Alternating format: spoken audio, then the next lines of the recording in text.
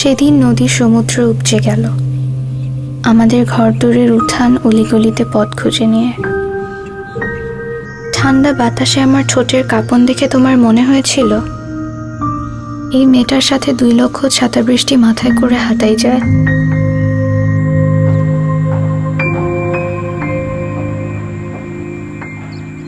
একটা ছাদের নামে হুলিয়া। ততক্ষণে আমাদের শরীর চুইয়ে ভালোবাসার জল।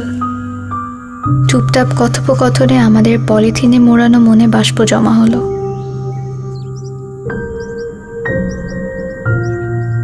তুমি বলেছিলে আর কোনোদিন আমার চিবুকে মেঘের ছায়া পড়বে না। তারপর কত টেলিফোন, কত শত চুমু, এক বালিশে বসবাস, ক্লাস ভর্তি আগুনের লাল বরফ পানে আমাদের রাত্রি জাগার প্রীতি। কথা ছিল ঝড়ে ছাদ উড়ে গেলেও আমরা সরাসরি আকাশ দেখার খুশি নিয়ে থাকব। 6 মাস, 9 মাস, 1.5 বছর। এরপর নিরস্ত্র যুদ্ধের মতন ভয়ানক। বুকের বনেটে জমানো উষ্ণতা আর যথেষ্ট নয়। রাতে পাতার সম্পর্ক ভাঙে গাছের সাথে। আবিষ্কার, দূরত্বের সবচেয়ে ভালো প্রতিশব্দ আমরা। বহু বাইনোকুলারেও ছোঁয়া যায় না। শেষ হয় না আমাদের প্রতিদিনের আত্মহত্যা।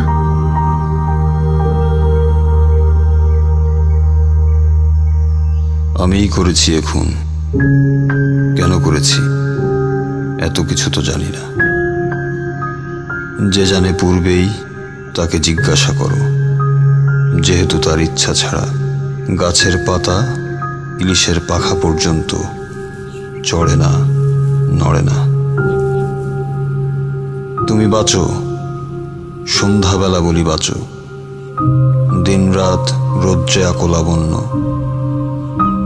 সবুজে মুখ গুজে, চোখের নীলিমা ভরাট করে শোনো বৃষ্টির গন্ধ।